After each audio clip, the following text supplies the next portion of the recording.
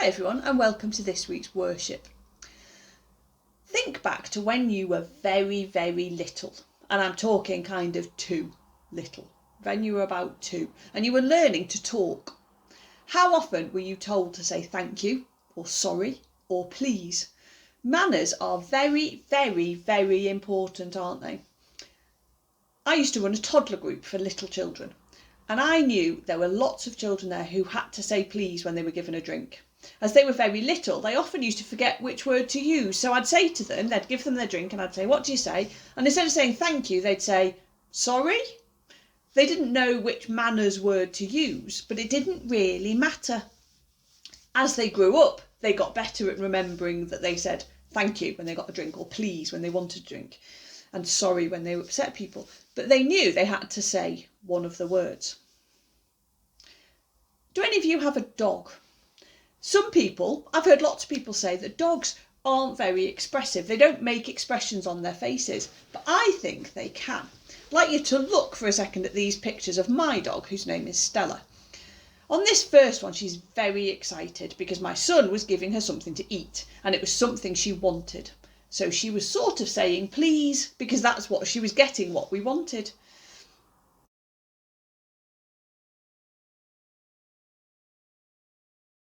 On this one, she's really happy that somebody's playing ball with her, and she's very excited. She loves playing with a ball, and she was very excited.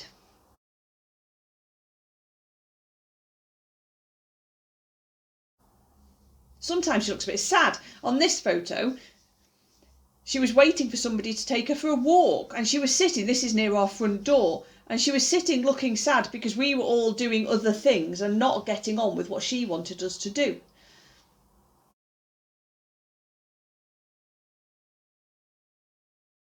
Sometimes, and I couldn't quite get a photo of this, she looks a bit guilty. She knows when she's done something wrong, and she looks a bit guilty. Now, obviously, Stella can't say the words please, thank you, and sorry because she's the dog, but she still has those emotions on her face, and we know what she means. So think about those 3 phrases or words, thank you, please, and sorry. Which is the most difficult to say, do you think? Thank you, please, sorry. Most people agree that saying sorry is the hardest thing of all. We like to think that we're right. We like to think that what we do is absolutely fine. It's other people who get stuff wrong. And that goes for adults too. That's not just children. Adults are just the same. It doesn't get easier as you get older. But actually, in many ways, sorry is the most important of those 3 words as well, because that shows that you actually care about somebody else's feelings. There's a very famous parable. We've been looking at parables, haven't we, this term? And there's a very famous one called the lost son, which we're going to read now. Sometimes called the prodigal son, which means the son who came home. And I'm going to read it now. Jesus told the people a story about a man who had 2 sons. He said one day the younger son went to his father. He said, "Father, give me the money which will be mine when you die. I want it today." The father did not think it was a good idea, but he finally agreed.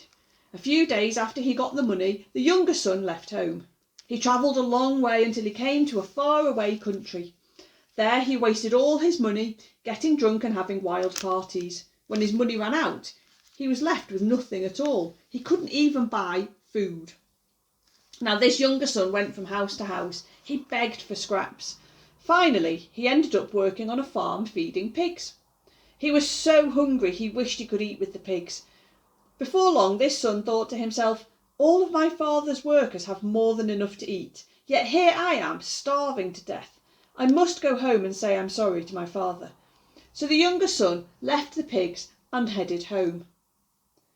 The young man did not know that his father had been watching for him every day since he ran away from home. Please let him come home today, the father had prayed while he stared down the road. On this very special day, the son was still a long way off when his father saw him. He shouted, "There he is, it's him, my son is home." He ran down the road and he hugged his son tight. But the son hung his head. "Father," he said, "I've been so bad.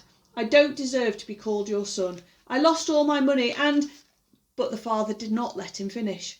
He ordered his slaves, "Quickly, Bring out the best robe and put it on him. Put a ring on his hand and get him some proper shoes. Kill the calf we were saving for a feast. Let's have a party. My son was dead and now he lives. He was lost and he's been found." The younger son cried for joy when he saw how his father loved him. He was so relieved. Before long there was a great feast. All his father's servants and friends joined in the party. The older son, though, was not happy when he came home from working in the fields.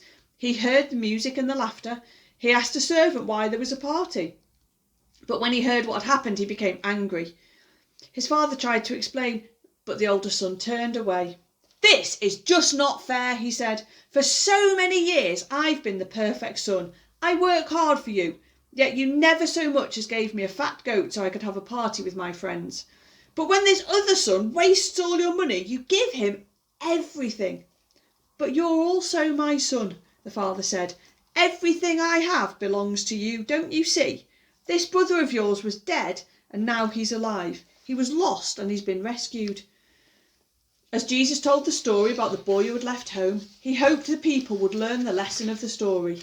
God will forgive anybody and everybody as long as they're sorry.